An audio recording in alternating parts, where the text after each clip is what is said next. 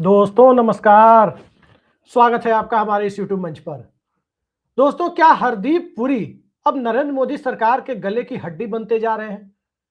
क्योंकि हरदीप पुरी की चर्चा रोज बरोज एप्स्टीन फाइल के बहाने हो रही है। अलग अलग ईमेल जो सामने आ रहे हैं, उस ईमेल में हरदीप पुरी का जिक्र है। सवाल यह है कि क्या हरदीप पुरी ने जेफरी एप्स्टीन को कोई फायदा पहुंचाया?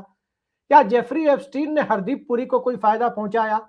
और जब ये सारे मामले नरेंद्र मोदी सरकार के सत्ता में आने के बाद के हैं, यानी 2014 के मई के बाद के हैं, तो सवाल और बड़े हो जाते हैं। क्योंकि हरदीप पुरी 2013 में भारतीय विदेश सेवा से रिटायर होते हैं, 2014 में भारतीय जनता पार्टी ज्वाइन करते हैं और उसके बाद एक ईमेल का आदान प्रदान होता है जिसमें एक तीसरा व्यक्ति भी है, और वो तीसरा व्यक्ति जेफरी एप्स्टीन को जो बातें करता है उसमें डिजिटल इंडिया प्रोग्राम का जिक्र है। जबकि सभी जानते हैं कि ये ईमेल, खासकर जब से डॉक्यूमेंट सामने आए हैं, ये ईमेल जेफरी एप्स्टीन को 13 नवंबर 2014 को मिला था, जबकि डिजिटल इंडिया स्कीम जुलाई 2015 में शुरू हुई थी। पवन खेड़ा जो कांग्रेस के प्रवक्ता हैं, उन्होंने आज कुछ आरोप भी लगाए, और उन आरोपों पर गौर करें तो ये बड़े संगीन किस्म के आरोप हैं। पहला सवाल जो पवन खेड़ा ने उठाया वो ये उठाया कि क्या कुछ गैर सरकारी लोगों को और विदेशी ताकतों को भारत सरकार की योजनाओं की पहले से जानकारी रहती है? आखिर वो कौन सी परिस्थितियां हैं जिन परिस्थितियों में जेफरी एप्स्टीन को पहले सांसद बने बिना केंद्र में मंत्री बनाया गया? क्या उनसे ज्यादा काबिल डिप्लोमेट भारत में नरेंद्र मोदी सरकार को नहीं मिले थे? कई सारे ऐसे सवाल हैं कि एक अंतर्राष्ट्रीय यौन अपराधी के साथ जुड़ने के या नाम जोड़े जाने वाला व्यक्ति नरेंद्र मोदी की गुड बुक में कैसे आता है? और क्या वाकई जेफरी एप्स्टीन एक लाइजनर की भूमिका में दिखाई दे रहे थे, एक बिचौलिए की भूमिका में दिखाई दे रहे थे, या कुछ दूसरे सवाल भी थे जिन दूसरे सवालों के इर्द गिर्द भारत के अंदर कॉरपोरेट राजनीति, प्रशासन और अंतर्राष्ट्रीय समझौते, इन सब के बीच कोई नेक्सस काम कर रहा था? दरअसल ये इतना जटिल और उलझा हुआ सवाल है कि इस सवाल पर चर्चा के लिए और खासकर हरदीप पुरी की भूमिका की चर्चा के लिए हमने आज भी कुछ विशिष्ट मेहमानों को बुलाया है। तो आइए सबसे पहले आपका परिचय हम उनसे कराते हैं। हमारे साथ इस चर्चा के लिए मौजूद हैं वरिष्ठ पत्रकार और जाने माने अंतर्राष्ट्रीय विशेषज्ञ मुकेश कुमार सिंह जी, और साथ ही साथ सामाजिक कार्यकर्ता मीनू जैन जी भी हमारे साथ मौजूद हैं। तो सबसे पहले मुकेश जी, मैं आपके पास आ रहा हूं और आपसे जानना चाहता हूं कि आखिर हरदीप पुरी की भूमिका इतनी बड़ी क्यों हो गई है नरेंद्र मोदी सरकार में, और जब रोज बरोज खुलासे हो रहे हैं तो क्या हरदीप पुरी को मीटू कैंपेन के बाद जैसे एमजे अकबर को हटाया गया था, नरेंद्र मोदी सरकार हटा क्यों नहीं रही है? नरेंद्र मोदी सरकार हटा क्यों नहीं रही? सब दो बातें इससे जुड़ी हुई हैं जी। एक तो ये है कि क्या वो इन्हें हटाना चाहेगी। कहीं ऐसा तो नहीं है कि हरदीप पुरी कुछ ऐसे राज जानते हैं जो वो सामने आकर के न लीक करें, पीछे से लीक करवा दें, उससे जो है वो सरकार की ज्यादा फजीहत हो। एक दूसरी बात ये कि क्या नरेंद्र मोदी इनको हटाना भी चाहते हैं या नहीं हटाना चाहते। जिस राजनीति में जिस नैतिकता की, जिस शुचिता की बात होती है, उस शुचिता का अगर कोई मापदंड बीजेपी फॉलो करना चाहती है, नरेंद्र मोदी सरकार फॉलो करना चाहती है, तभी इस तरह की बात की कोई अपेक्षा है। जी। और जिस ढंग से उनको पेश किया गया सामने, यानी बातें सब कुछ आ गई, सब कुछ पब्लिक डोमेन में है। आप कैसे एक गलत व्यक्ति के संपर्क में रहते हैं। एप्स्टीन बकायदा एक लाइजनर ही है और इसके अलावा तो कुछ जी। नहीं है। बाकी सारी दुनिया के लोगों से उसके क्यों ऐसे संबंध है? इसीलिए है। और ठीक है, सत्ता प्रतिष्ठान में, कॉर्पोरेट में, उसमें उसमें पैसे वालों के काम को करने के लिए पैसे के अलावा जिस दूसरे टूल की जरूरत होती है उसे लाइजनिंग कहते हैं। ये वर्ल्ड वाइड है, कोई नई अनोखी बात नहीं है। इन बातों को देखते हुए सवाल ये है कि हम किस तरह के लाइजनर से कितना संपर्क रखें। क्या कोई आदमी जो है वो बकायदा सजा याफ्ता है, हो गया, उसके बाद भी हम उससे संपर्क रखें, वगैरह वगैरह। किस तरह का संपर्क रखें, क्या हम उनके घर जाएं, उनके साथ हम प्याला हम निवाला बने, या और भी कई बातें उससे जुड़ी हुई हो सकती है। अब क्या इन बातों को भारतीय जनता पार्टी, नरेंद्र मोदी और राष्ट्रीय स्वयंसेवक संघ, ये सब लोग एक ही है, तो क्या ये लोग इसे अनुचित मानते हैं क्या ये मानते हैं कि इस तरह का दाग लगने के बाद हमारे व्यक्ति को सत्ता में, कैबिनेट में नहीं होना चाहिए, मंत्री नहीं होना चाहिए, वगैरह वगैरह। जी अभी मुकेश जी, तक मैं अभी माफी तक तो चाहूंगा आपको। कोई ऐसा संकेत मिला नहीं। उल्टा क्या जी कर दिया कि जैसे आपके ऊपर इल्जाम लगे तो आपको पार्टी ने आगे कर दिया, जाइए अपने आप को डिफेंड कीजिए। पार्टी ने अपना जी मंच दिया जहां से उन्होंने प्रेस कॉन्फ्रेंस की। तो अभी तक कहीं से ऐसा नहीं लग रहा। हाँ, ह्यूमिलिएशन जरूर है, सरकार जो है वो ह्यूमिलिएशन जरूर फील कर रही है, लेकिन उसका वो दूसरा कार्ड क्या क्या निकाल रहे हैं? वो निकाल रहे हैं दूसरा कार्ड कि क्या हम दूसरे की लकीर को छोटा करने के लिए उसे मिटा के छोटा कर सकते हैं। आइडियल तरीका ये होना चाहिए कि हम उसके बगल में अपनी लंबी लकीर खींचे। लेकिन राजनीति में कई बार ये भी होता है कि हम किसी सामने वाले की लकीर को छोटा करने के लिए उसे मिटाने की चेष्टा करते हैं। जैसे राहुल गांधी के ऊपर जो सारे के सारे आक्षेप हैं वो एप्स्टीन फाइल की वजह से ही नहीं है, क्योंकि जी एप्स्टीन फाइल को लेकर के राहुल गांधी वो जरिया बन गए हैं जिससे सरकार को घेरा जा रहा है, राइट? तो आप कोशिश करो कि किसी तरीके से राहुल गांधी को की लकीर को किसी तरह से धुंधला कर दो, मिटा दो, हल्का कर दो। तो इसलिए अभी जो सबसे बड़ा सवाल अभिषेक आपकी बात से उभरता है वो ये, और उसका उत्तर किसी के पास नहीं है, अगर है भी तो सिवाय नरेंद्र मोदी के और किसी के पास नहीं है। और बिल्ली गले में घंटी बांधे को नरेंद्र मोदी से कोई पूछे कब? वो बोलते हैं रोजाना। सवाल ये है मुकेश जी, सवाल ये है कि अभी इस सरकार में हरदीप पुरी की भूमिका को देखें तो हरदीप पुरी केंद्र सरकार में सांसद बनने के पहले मंत्री बने, और कोई नई बात नहीं है कि बहुत सारे लोग जैसे मनमोहन सिंह भी मंत्री बने थे 1991 में, और भी दूसरे लोग ऐसे रहे हैं जो राजनीति में पहले मंत्री बनकर आए बाद में सांसद बने। हरदीप पुरी में ऐसा क्या है जिस वजह से नरेंद्र मोदी सरकार ने उन्हें मंत्री बनाया? और खासकर तब जब वो एक पीस फाउंडेशन नाम की संस्था से भी जुड़ रहे हैं। संस्था के ऊपर भी पहले सवाल उठे, हरदीप पुरी की बतौर डिप्लोमेट भूमिका पर भी कुछ लोग सवाल उठाते रहे हैं, और तो और इस देश के एक बड़े उद्योगपति का नाम भी एप्स्टीन फाइल में आ रहा है, और वहां भी कई लोग हरदीप पुरी का नाम जोड़ रहे हैं। तो क्या नरेंद्र मोदी सरकार ने देश हित में या निजी हित में या पार्टी हित में हरदीप पुरी का उपयोग किया, और उसके बदले में हरदीप पुरी के एहसान का बदला उन्हें मंत्री बनाकर चुकाया गया? ये माजरा क्या है जो किसी को समझ में नहीं आ रहा है? नहीं, ऐसा कोई जटिल नहीं है अभिषेक। और ये सवाल सर मैं इसलिए पूछ रहा हूँ, सर मैं ये सवाल इसलिए पूछ रहा हूँ, नो, ये कोई कठिन और जटिल एक सवाल लाइन में नहीं। जोड़ दो, एक लाइन में मैं जोड़ आपसे दो अर्ज सवाल करूं, में। ये कोई कठिन और जटिल सवाल नहीं है। राजनीति में, किसी भी पार्टी की राजनीति में इस तरह के लोग होते हैं जिनका काम है तरह तरह की लाइजनिंग करना। जी कैबिनेट में किसी की भी सरकार आप उठा लीजिए, उसमें हर तरह के एलिमेंट होते हैं। हरदीप पुरी भी एक तरह के एलिमेंट है, और ऐसे लोग दर्जनों हैं इस सरकार में, इस सरकार के अंदर बैठे हुए दर्जनों की संख्या में, लेकिन यहां उनका नाम लेने का औचित्य नहीं है। क्यों ले? ये राजनीति के टूल्स हैं, राजनीति इन्हीं लोगों के जरिए की जाती है, होती है। बहुत सारे टूल्स है ना, जैसे हमारे शरीर के बहुत सारे ऑर्गन्स होते हैं, उनसे हमारा शरीर बना, वैसे ये राजनीति के बहुत सारे ऑर्गन्स हैं। सवाल ये है कि एक ऑर्गन में डिफॉर्मिटी दिख रही है, एक ऑर्गन में बीमारी दिख रही है, तो क्या उस ऑर्गन का कोई ट्रीटमेंट वो व्यक्ति करना चाहता है जिसकी बॉडी में वो ऑर्गन मौजूद है? यही है ना घुमा फिरा के सवाल, बाकी कुछ नहीं। राजनीति में ऐसे बहुत सारे लोग लाइजनिंग में होते हैं, और बीजेपी तो बहुत डेस्परेट है कि उसके पास तथा कथित कुछ पढ़े लिखे समझदार ब्यूरोक्रेट, कोई जज, कोई फलाना ढिकाना, इस तरह के लोग उसके साथ मिल जाए। ये जो वॉशिंग मशीन भले ही उनके ऊपर कितने दाग हो, भले ही उनके ऊपर कितने भी दाग हो, हाँ, कोई दिक्कत नहीं, दाग को धो लेते हैं, दाग के धोने की वॉशिंग मशीन है उनके पास भाई, प्रूवन वॉशिंग मशीन है, कोई छिपी बात थोड़ी है, क्या दिक्कत है उसमें? सवाल ये कि उनको शुचिता के किस मापदंड को फॉलो करना है, करना भी है कि नहीं करना है। एमजे अकबर के मामले में आपने उस समय की हवा बयार दूसरी थी, कर लिया जी। उसके दाएं बाएं दर्जनों ऐसे मामले हैं जहां पर की गहराई से कार्रवाई हो सकती थी, लेकिन वो उनके पैरामीटर्स में नहीं, उनके यार्ड डिस्ट्रिक्ट में, उनके फ्रेम में नहीं है। तो हरदीप पुरी जो है वो सत्ता में, जाहिर सी बात है भाई, किसी भी कैबिनेट में जो व्यक्ति मंत्री बनाया जाता है वो प्रधानमंत्री कृपा और अनुकंपा से और उसके भरोसे से बनता है जी, ठीक है। और आपके भरोसे में ऐसे कई लोग होंगे, होते ही हैं, सबकी सरकार में होते हैं जी। सवाल यह है कि आप जब धरे गए, पकड़े गए, जब आपके बारे में सारी चीजें, आपकी पोल खुल गई, उसके बाद आपके प्रति क्या स्टैंड पार्टी का होना चाहिए? और इस सवाल का जवाब नरेंद्र मोदी के सिवाय और किसी के पास नहीं। मुकेश जी मैं आपके पास आ रहा हूँ। कोई ऐसा पैमाना नहीं तय किया है जिसके आधार पे कहा जा सके कि भैया हरदीप पुरी की खैर नहीं है, अब वो तो फंस गए हैं। मेरी तो समझ ये कहती है भाई।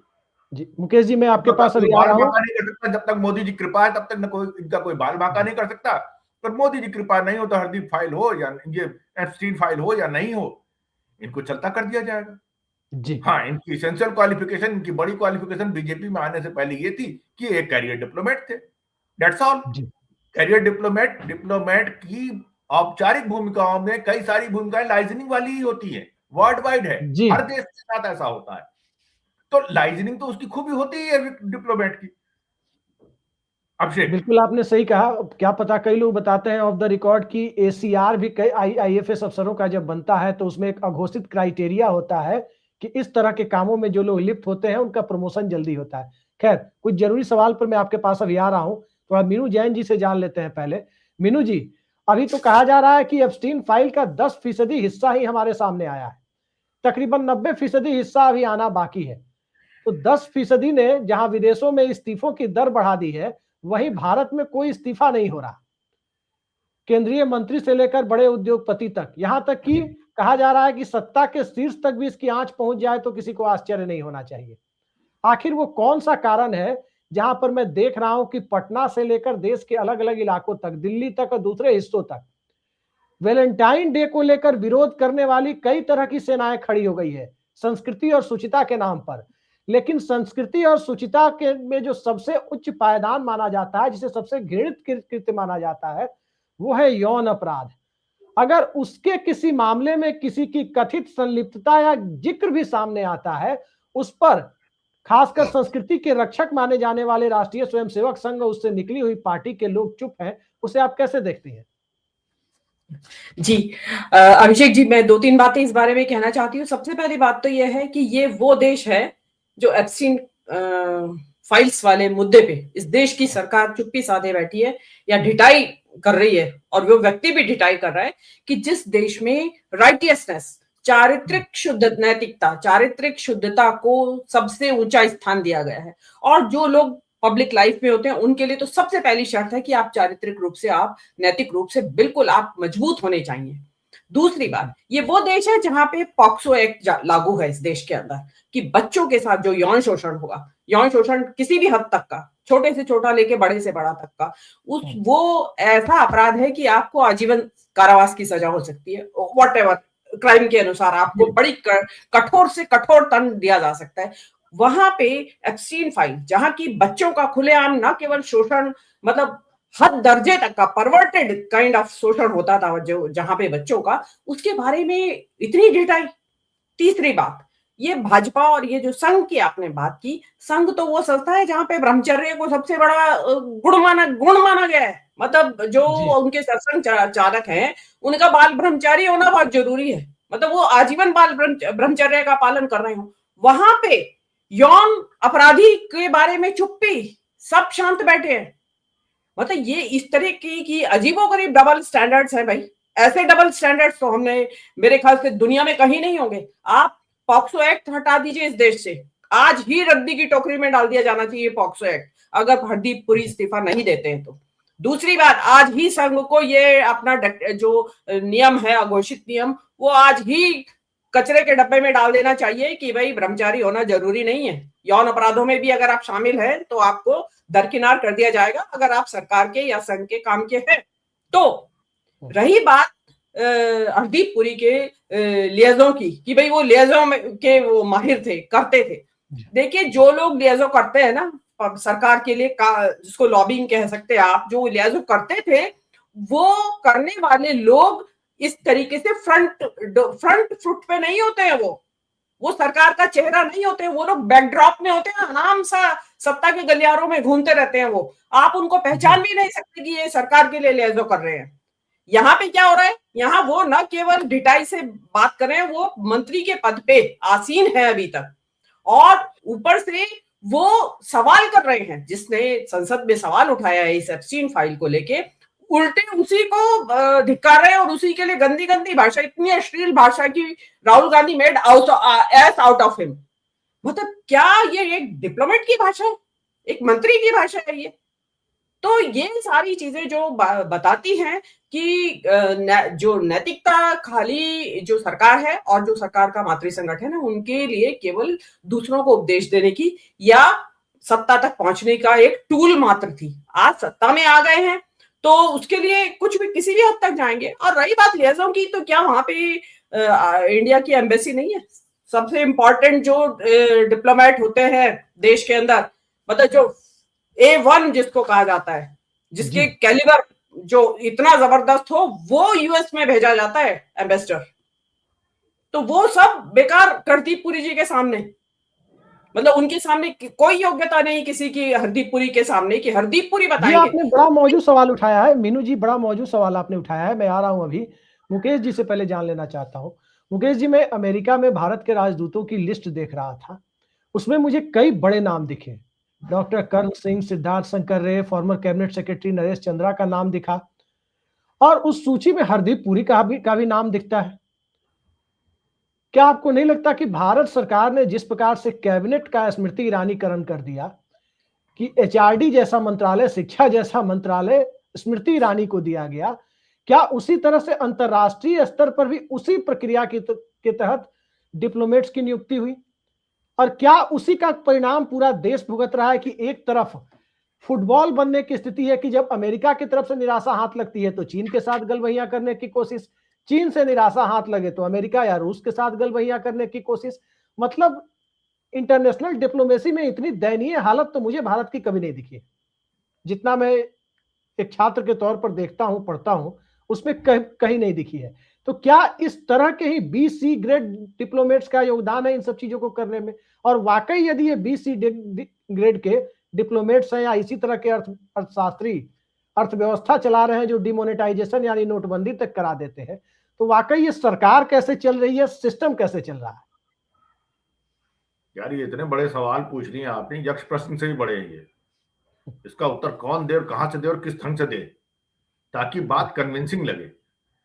जहां तक आपने बात उठाई कैरियर डिप्लोमेट की, तो मैं आपकी जानकारी के लिए, दर्शकों की जानकारी के लिए बताऊं कि IFS में जो सबसे प्राइम पोस्टिंग मानी जाती है उनमें से, यानी चीफ फॉरेन सेक्रेटरी बनने से पहले की जो prime posting, equivalent to foreign secretary जो प्राइम पोस्टिंग होती है काडर में, उसमें सबसे ऊपर है अमेरिका, चीन, रूस, ब्रिटेन, जर्मनी, राइट, फ्रांस। ये वो देश हैं जिन पे कि सबसे सीनियर मोस्ट, सबसे काबिल लोगों को भेजा जाता है। सीनियर मोस्ट और काबिल के दोनों चीजों का पैरेलली चलना जरूरी है। और यहीं से यहाँ की पोस्टिंग करके आने के बाद जनरली होता ही है कि यहाँ की पोस्टिंग करके आने के बाद लोग एलिवेट होकर के फॉरेन सेक्रेटरी बनते हैं, क्योंकि IFS कार्टर में भी आने वाले, एक साल में आने वाले जितने डिप्लोमेट है सारे के सारे तो बनेंगे नहीं फॉरेन सेक्रेटरी। तो कुछ ऐसे होते हैं जो वहीं से रिटायर भी हो जाते हैं। इसीलिए आप देखिए सारे प्रोमिनेंट लोग जो है वो US पोस्टिंग से जरूर उनका कनेक्शन होता है जी। एक तो बात ये हो गई। दूसरी बात ये कि यहां पर जब आप कैरियर डिप्लोमेट को फॉरेन सेक्रेटरी के रूप में लेके आए, यानी जयशंकर जी को लेकर के आए जी, तो आपने खुद ही उस पद की जो विदेश मंत्री की गरिमा होती है, कोई वजह होगी ना जिसकी वजह से कि एक डेमोक्रेटिक स्ट्रक्चर में ये चीजें डिजाइन की गई कि साहब इस कैटेगरी के लोग चुन के आएंगे, इस कैटेगरी के लोग ऐसे चुन के आएंगे, इस कैटेगरी के लोगों की ऐसे नियुक्ति होगी वगैरह वगैरह। तो ब्यूरोक्रेसी का जो चैनल है जिसमें लोग चुने जाते हैं वो भी सरकार के लिए, देश के लिए ही काम करते हैं। लेकिन और पॉलिटिशियन का जो चैनल है, ये दोनों अलग अलग है ना। तो इनके अलग अलग होने की जो डिजाइनिंग की गई वो क्यों की गई? उस डिजाइनिंग के सारे कॉन्स्टिट्यूशनल स्कीम को आपने झटके में खत्म कर दिया। इस देश में कितने लोग ऐसे हैं जो वाकई में जमीन की राजनीति करते हुए सरकार में, मौजूद मोदी सरकार में, जो जमीन की राजनीति करते हुए वहां नहीं बैठे हैं। फॉरेन सेक्रेटरी आप देख लीजिए, आप देखिए वित्त मंत्री, ये कैरियर क्या है इन पदों, ये बहुत बड़े। और अभी आप ये वैष्णव रेल मंत्री और क्या क्या IT वगैरह इतने सारे मंत्री, 5-6 तो यहाँ पर जो है वो मिनिमम, मुझे ऑफ एंड मैं इस सवाल के लिए उस ढंग से नहीं तैयार था, 5-6 जो है वो यहाँ पर वो बैठे हुए हैं कैरियर डिप्लोमेट जी। ठीक है, और जो थोड़ा रीढ़ वाला था आरके सिंह टाइप का, उसको तो नष्ट कर लिया गया। तो ये जो हमारे सामने दशा है, इस यहां पर किस तरह के लोगों का सिलेक्शन और कलेक्शन किया जाता है, ये सब कुछ हमारे आपके तो सामने है। आप ये कहना चाहते हैं कि मोदी जी ने अपनी टीम में ग्रेग चैपल भर लिया है? चलो ऐसे कह लो, ऐसे कह सकते हैं, ये कहने से कोई अनर्थ नहीं होगा। जी। ये कहने से कोई अनर्थ नहीं होगा, ये भी एक अभिव्यंजना है। तो ऐसे बहुत सारे लोग हैं यहाँ, शुरू से हैं। नहीं, इनके मूल बाद सवाल दरअसल ये है सर। आप बताइए ना, आपने अपने आप देखिए कि आपकी इस मोदी जी की जो महत्वपूर्ण उपलब्धियां हुई, यानी वो किस ढंग से संचालित करते हैं सरकार का, जब वो चले जाते हैं, अचानक पहुंच जाते हैं पाकिस्तान, इस्लामाबाद, जब अचानक वो पहुंच जाते हैं, तो उस समय की विदेश मंत्री को पता नहीं होता, सुषमा स्वराज जी उससे अनभिज्ञ होती हैं। जिस समय वो नोटबंदी कर रहे होते हैं, उस समय के वित्त मंत्री को पता नहीं होता कि नोटबंदी हो रही है। सोचिए कितने बड़े बड़े फैसले हैं ये। तो नहीं, एक ये सवाल उनके तो ये काम भी आ रहा है कि नोटबंदी भी अंतर्राष्ट्रीय, किसी कथित अंतर्राष्ट्रीय दबाव में की गई, ऐसे अरे आरोप भाई भी सामने आ रहे बिल्कुल हैं। हुई होगी ना, बिल्कुल हुई होगी, बगैर दबाव के। क्या इतनी इतनी बुद्धि है? माफ कीजिएगा, इतनी बुद्धि है क्या कि आप ऑफ एट रैंडम आप कोई सवाल को हैंडल कर लेंगे? इन्होंने क्यों इस तरह का तरीका अपनाया? सब देखो, हर व्यक्ति की अपनी कुछ स्ट्रेंथ और कुछ अपनी वीकनेस होती है, हर नेता की भी होती है। इनको मालूम था कि इनकी स्ट्रेंथ क्या है और इनकी वीकनेस क्या है। आज तक ये 12 साल में एक बार भी एक प्रेस कॉन्फ्रेंस को क्यों नहीं हैंडल कर पाए? जितने लोगों को इन्होंने जो है वो इंटरव्यू दिए हैं आम चूसने वाले, वो वैसी स्थिति क्यों आई? क्योंकि वाकई में मोदी जी इस बात के लिए तैयार और तत्पर किस्म के पॉलिटिशियन नहीं है कि उनसे आप अचानक एक सवाल पूछ लीजिएगा और उसका वो सही जवाब दे देंगे। ये भी मैं बता दूं आपको, जी। मैंने नहीं, उनको मूल करीब से सवाल जाना सर और मेरा देखा यही है। है। सर मूल मैंने सवाल उनको यही है करीब से मेरा। जाना और देखा है, वो उस तरह के पॉलिटिशियन नहीं है, उनके मुकेश बस जी, का नहीं है वो। मेरा मूल सवाल यही है कि पहले कैबिनेट हो या कोई भी व्यक्ति हो, जैसे आप मान लीजिए कोई चैनल चलाते हैं या कोई अखबार चलाते हैं, तो वहां टैलेंटेड लोगों का एक टैलेंट पूल बनाने की कोशिश करते हैं। मौजूदा दौर में खासकर 2014 के बाद की रिजीम में देखा जा रहा है कि मीडियोक्रिटी, हिंदी में अपने दर्शकों के लिए मैं कहूं तो औसत दर्जे का होना, सबसे बड़ी क्वालिटी के रूप में सामने आ रहा है। कि यदि आप बिलो स्टैंडर्ड है या औसत से भी नीचे है, तो ये आपकी सबसे बड़ी क्वालिटी है तरक्की पाने के लिए। चाहे वो कैबिनेट हो या सरकार के नौरत्न जो दूसरी जगह पे है, उनकी भूमिका को आप देखें, वो देखा जा रहा है। तो आखिर इस तरह का काम क्यों किया जा रहा है? क्योंकि इसकी कीमत तो देश को चुकानी पड़ रही है। आप देखिए देश की ट्रेड बात डील आ में रहा क्या है, हो रहा है, आप देश अंतर्राष्ट्रीय स्तर पर जो सौदे हो रहे हैं उसमें क्या हो रहा है। आपने देश की देखा जिस बात हो रही उद्योगपति का है नाम अभिषेक सामने आया है, बाबू। वही उद्योगपति सर, वही उद्योगपति उसको राफेल के टेक्नोलॉजी ट्रांसफर और मेंटेनेंस का जिम्मा दिया गया, उसकी एक नवगठित कंपनी को, जिसके पास कोई एक्सपीरियंस नहीं था कि डिफेंस प्रोडक्शन के मामले में वो कुछ कर सके। तो ऐसा अरे किया भाई क्यों जा रहा है? एक मिनट, ऐसा है, मोदी सरकार का जो कामकाज है 12 साल में, ऐसी इनकी कम से कम 1200 घटनाएं निकल जाएंगी जिनको कि हम तर्कों के आधार पे, नीति के आधार पे, सिद्धांत के आधार पर अगर उसका इवेल्युएशन करना चाहेंगे ना, तो सिफर मिलेगा। यानी जो हमारे मानक है, जिस तरीके से हम सोचते हैं, अब सवाल यह है कि इनके यहाँ सिलेक्शन किस व्यक्ति का होता है। इनके यहाँ सिलेक्शन उस तरह के व्यक्ति का होता है जो कि जरूरत पड़ने पर ज्ञानेश कुमार बन सके, उससे पहले राजीव कुमार बन सके। सर सोचिए ना, आप किस आपने कहा कि आप टैलेंट पूल बनाते हैं। टैलेंट पूल की जरूरत किसको है भाई, कब है? आपको सरकार चलाने के लिए किस तरह के लोगों की जरूरत है? सोचिए जरा सा, इनका मानक ही दूसरा है। आप जिस मानक से, हम और जिस मानक से, फर्ज कीजिए कि आप जो है वो दूरी को मीटर में नापिए और मैं नापूं उसको गज में या फरलांग में, तो यूनिट का जो फर्क है ना, वो यूनिट का फर्क ही हमारे आपके पैमाने से, जैसे हमको आपको लगता है कि राजनीति का और सरकार का स्ट्रक्चर इस ढंग का होना चाहिए, उसका इनसे दूर दूर तक कोई वास्ता नहीं है, दूर दूर तक वास्ता नहीं है। ये बात मेरी आपको अगर पकड़ में आ जाए कि भाई आप सोचिए ना, आप किस पैरामीटर पे इवेल्युएशन करना चाहते हैं सरकार का? क्या वो पैरामीटर इनसे जुड़ता है, कनेक्ट होता है? नहीं। तो फिर अगर सरकार की परफॉर्मेंस कोई पैमाना होती तो ये सरकार को कब के चले जाना चाहिए था। पैमाना तो कुछ और है राजनीति करने का। वो जो हिंदू मुस्लिम नैरेटिव है, वो पैमाना कितना स्ट्रांग और कितना बड़ा है। आप बताइए, इस देश में आपके आंखों के सामने कोई नागवार चीज हो रही हो, आप उसकी शिकायत करना चाहें, तो क्या आपको इस बात का इत्मीनान है कि आपकी शिकायत पे उचित कार्रवाई होगी? कोई एरिया उठा लीजिए, सामान्य से लेकर के विशिष्ट तक कोई एरिया आप उठा लीजिए जिसपे आपको इस बात का एतबार हो कि नहीं यार, आखिरकार कानून है, पुलिस है, अदालत है, ऐसा है, चुनाव आयोग है, सुप्रीम कोर्ट है, जितने भी जो चीजें हैं ना, जिनसे स्ट्रक्चर बनता है डेमोक्रेसी का, आप बताइए, एक बार को थोड़ी देर के लिए आप सोचिए, आप सोच के देखिए कि क्या आपको अभी मान लीजिए मैं आपसे बैठ के बात कर रहा हूं, कोई आए, दरवाजा खटखटाए और मुझे उठा के ले जाए, तो क्या आपको इस बात का इत्मीनान है कि देश में कानून का राज है और मुकेश जी के साथ इंसाफ होगा? अभी रवि नायर के साथ देखिए क्या है, तो आप मुगालते में हैं।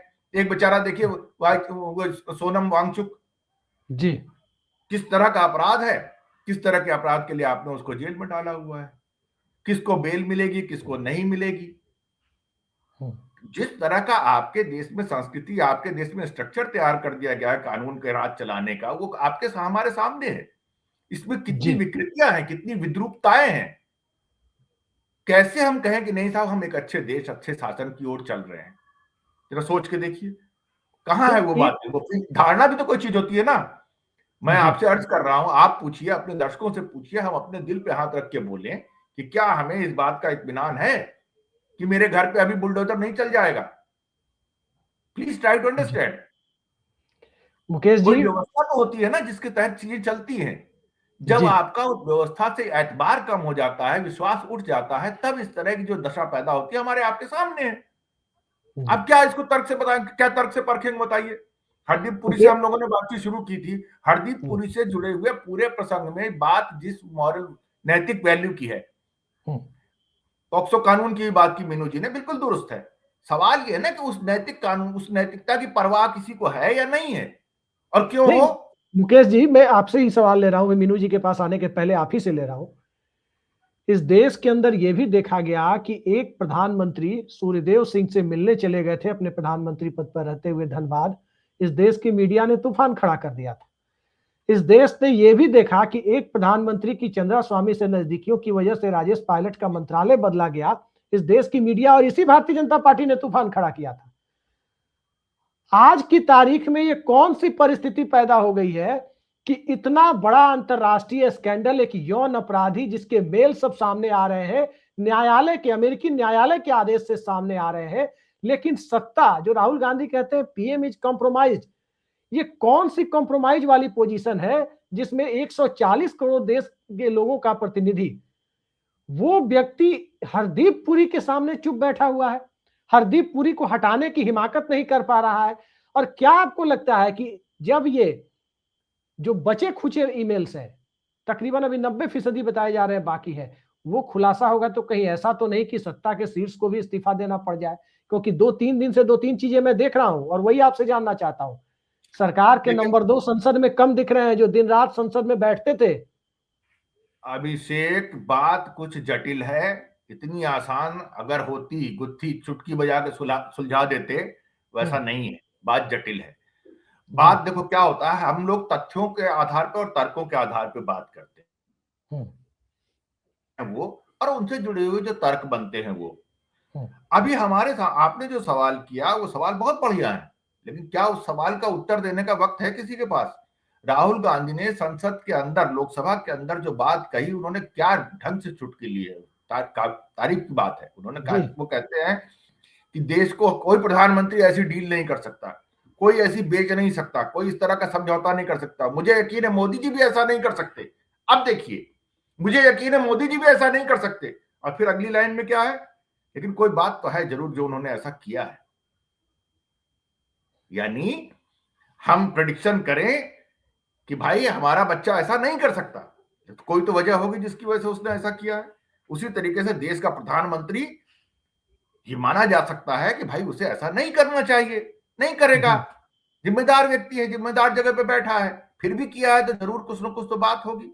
वो दुखती नस क्या है भाई, मेरे को जानकारी नहीं है, लेकिन कॉमन सेंस ये कहता है कि दुखती नस के बगैर आप कैसे ऐसे हथियार डाल देंगे। वो दुखती नस कुछ भी हो सकती है, आपकी खुद की कोई चीज हो सकती है, आपके किसी मित्र खास की कुछ हो सकती है, हो सकता है।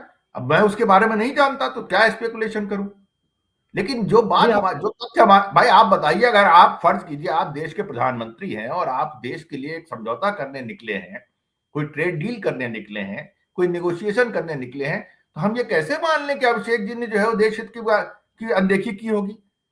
मानने का एक ही तरीका हो सकता है कि अभिषेक जी कहीं और नस दबी हो।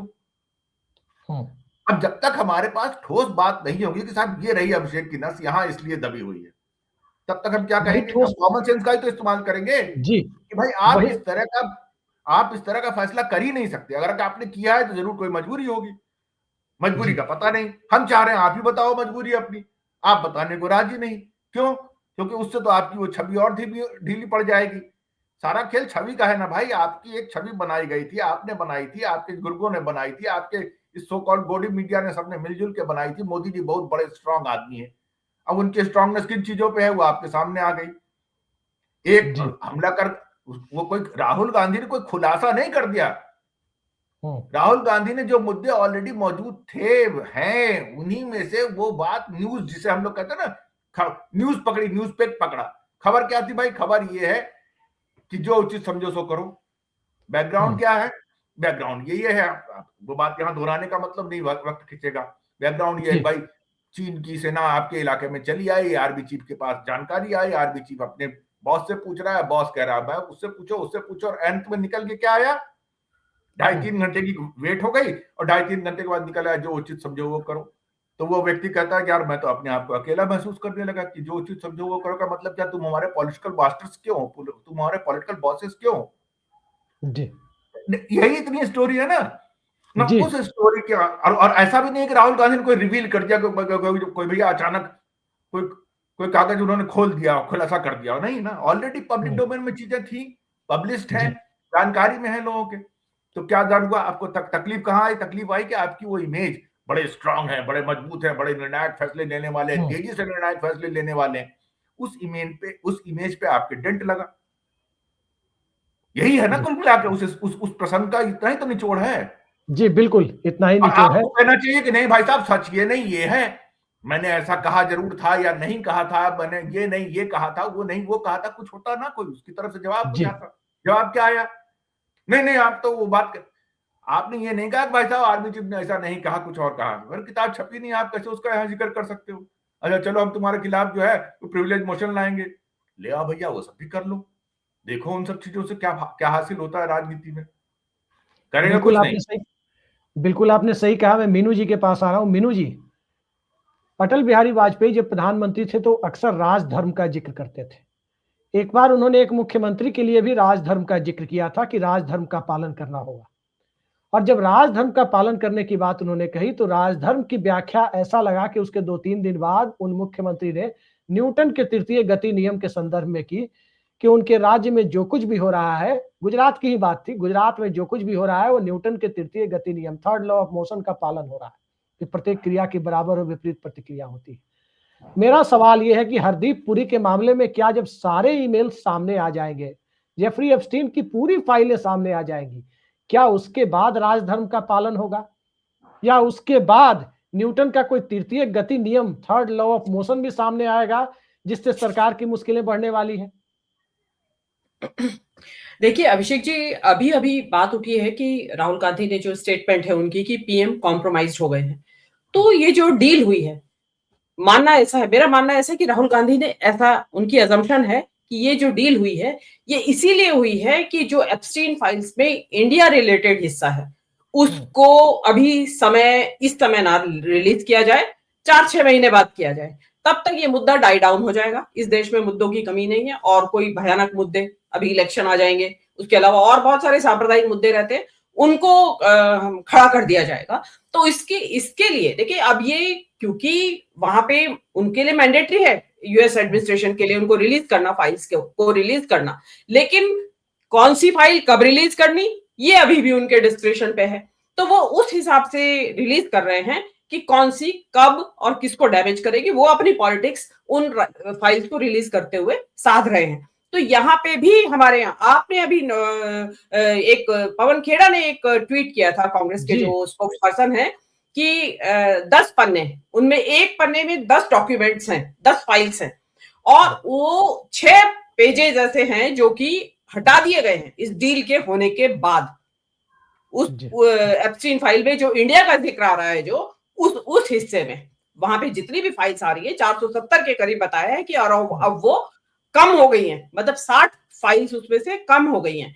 तो इससे क्या पता चलता है, हमने उनको देखा नहीं है फाइल्स को, लेकिन अंदाजा हम, वही बात है कि हम अजम्पशन कर सकते हैं कि वो जो फाइल्स थी उनको पीछे कर दिया गया है, उनको सीरियल में हटा दिया गया है। अभी आप 4-6 महीने बाद जब ये, क्योंकि पब्लिक भी दिमाग पक जाएगा सुन सुन के, हम लोग भी पक जाएंगे सुन सुन के और सोचेंगे अरे भाई क्या कर रहा है इसका, लेकिन चीजें आएंगी, क्योंकि अभी जो आया है वो बहुत कुछ भी नहीं है, वो जो आगे आगे जो चीजें आएंगी वो और ज्यादा विभत्स होंगी। ठीक है जी, बिल्कुल। जिस चीज को अभी हरदीप पुरी डिनाई कर रहे हैं ना कि मुझे तो कुछ मिला ही नहीं, अरे भाई बता दो, मजाक करके बता रहे हैं एक महिला को जो उनकी पार्टी की है, कि उसने पूछा कि एक भाई आप, बेहद महत्वपूर्ण सवाल है मीनू जी। मैं मुकेश जी से संक्षेप में 30 सेकंड में चाहूंगा इसका जवाब, कार्यक्रम का समय हो रहा है।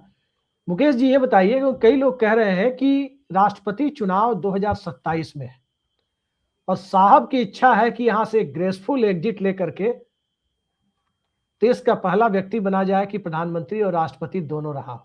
ऐसी चर्चाएं मैंने सुनी है पॉलिटिकल कॉरिडोर में।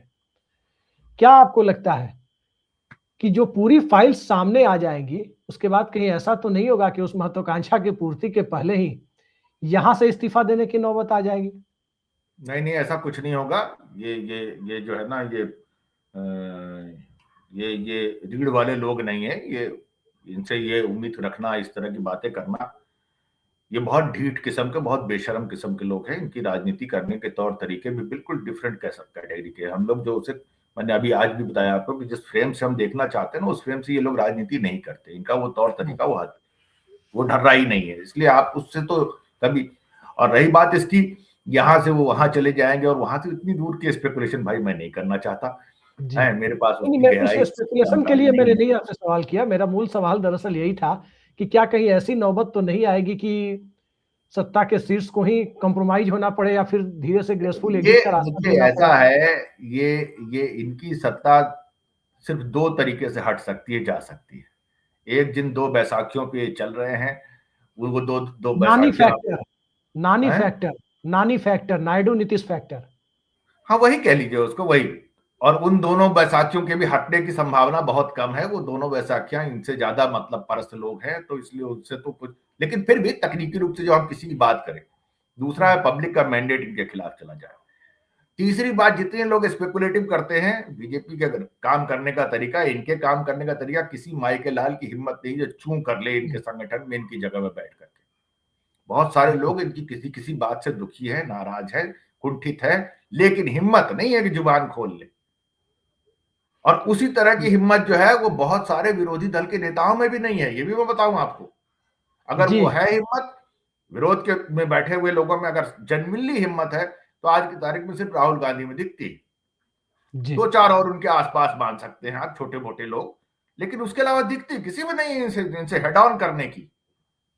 बिल्कुल बिल्कुल, आपने ठीक है भाई, विरोध कर लेंगे, मुखालफत कर लेंगे, हेड ऑन करना मजाक नहीं है जी। वो जो अभी वो वहीं से दिख रहा है, इसके अलावा और कहीं नहीं। तो मुझे अनुमति दीजिए। जी बिल्कुल बिल्कुल, आपने सही कहा कि अभी मौजूदा दौर में यदि आजाद भारत का सबसे बड़ा विपक्ष किसी लोकसभा में मिला तो इसी लोकसभा में जनता ने चुन कर दिया। 234 सांसदों का एक संगठित विपक्ष कभी भी इस देश की जनता ने सबसे ताकतवर विपक्ष नहीं दिया था। लेकिन इस विपक्ष के अंदर क्या वाकई निजाम बदलने की कुव्वत है, उसका मादा है?